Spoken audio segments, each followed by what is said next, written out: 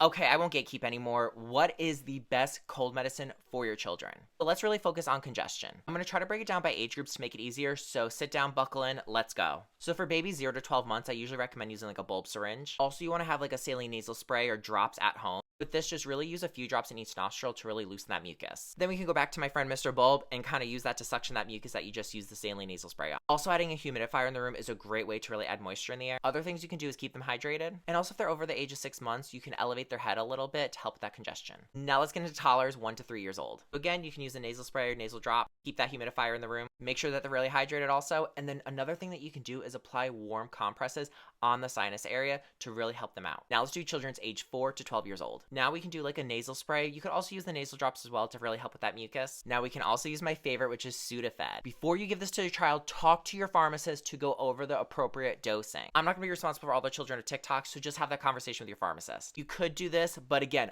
only for 3 days. Do not use it longer than that. And this is only for children 6 years and up. And for our teens age 13 to 18, we can always use our trusty saline nasal spray, can always use a humidifier, and can also use our good friend Sudafed. Again, check dosing with your pharmacist. As a reminder, this is only for nasal congestion if you have a cold. If you have allergies, then we're going to introduce the antihistamines, so like Zyrtec, Allegra, Claritin. And then if your congestion is usually lasting for more than 10 days, that's when you want to see a doctor.